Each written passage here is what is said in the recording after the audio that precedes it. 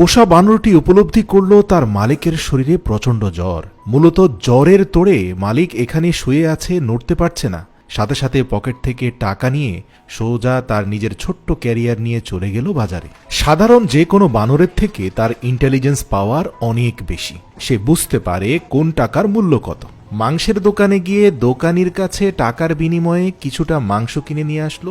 বাকি টাকা দিয়ে সে এই মাংসগুলোকে গ্রাইন্ড করালো, যাতে এগুলো দিয়ে স্যুপ বানিয়ে সে তার মালিককে খাওয়াতে পারে। যাওয়ার পথে হঠাৎ মনে পড়ল স্যুপ বানাতে তো গাজরের প্রয়োজন, তাই অবশিষ্ট টাকার একটা অংশ দিয়ে একটা গাজরও কিনলো। সোজা চলে গেল নিজের বাড়িতে গিয়ে যে বিশাল লোহার দরজা, সেটা ভেতর থেকে আটকানো। বানরটি তার নিজের স্টাইলে লাফ দিয়ে ওপাশে গিয়ে গেটটি খুলে ভারী এই গেটটি নিজের শক্তি দিয়ে প্রচণ্ড চাপে খুলে ফেলল এবং ভেতরে প্রবেশ করে সে খোঁজার চেষ্টা করেছে মালিকের স্ত্রীকে, কিন্তু ঘরের কোথাও নেই। একের পর এক রুম খুঁজে বেড়াচ্ছে। এমনকি একটি রুমে গিয়ে শোয়া অবস্থায় মালিকের স্ত্রী আছে বলে তার মনে হলো, কিন্তু পরক্ষণেই সে উপলব্ধি করল যে আসলে এখানে বালিশ ছাড়া আর কিছুই নেই। সে বিভিন্ন স্থানে ঘুরতে ঘুরতে এক পর্যায়ে সে মালিকের স্ত্রীকে খুঁজে পেল এবং তাকে অনুরোধ করে নিজের আনা গ্রাইন্ড করা গরুর মাংস এবং গাজর হাতে তুলে দিল, যাতে খুব ভালো করে মালিকের জন্য একটা ফ্রেশ স্যুপ বানানো হয়, কারণ তার মালিক জ্বরে আক্রান্ত অবস্থায় আছে।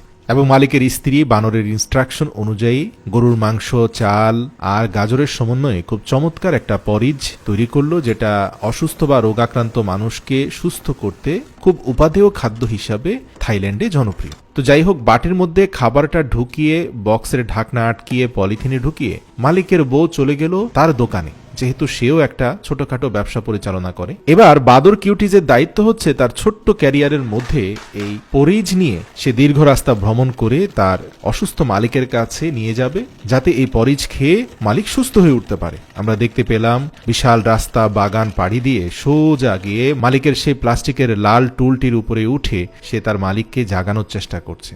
এখনো শরীর লাল হয়ে আছে, কারণ শরীরে প্রচন্ড জ্বর। একটু পরেই তার মালিক জেগে উঠল এবং বানরটি তার নিজস্ব ভাষায় বোঝানোর চেষ্টা করলো যে সে তার মালিকের জন্য কিছু খাবার নিয়ে এসেছে, যা দেখে তার মালিক রীতিমতো অবাক। বারবার জিজ্ঞেস করছে, তুমি আমার জন্য খাবার নিয়ে এসেছো? কিভাবে করলে? কোথায় পেলে? কারণ এই মালিক খুব ভালো করে জানে যে তার স্ত্রী তার প্রতি খুব একটা যত্নশীল না, কিন্তু তাতে কি, তার পোষা বাদর কিউটিস তো যত্নশীল। মালিক তার পোষা বানরের উপরে খুবই কৃতজ্ঞ হলো। দেরি না করে অসুস্থ মালিক তার আনা পরিজ খেয়ে তৃপ্তি পেল। প্রিয় দর্শক, এই পোষা প্রাণীদের অন্যতম একটা বৈশিষ্ট্য হচ্ছে সে কুকুর হোক, বেড়াল হোক, বানর হোক, সে কখনো তার মালিকের সাথে প্রতারণা করে না, কিন্তু মানুষ মানুষের সাথে প্রতারণা করতে বিন্দুমাত্র কুণ্ঠাবোধ করে না।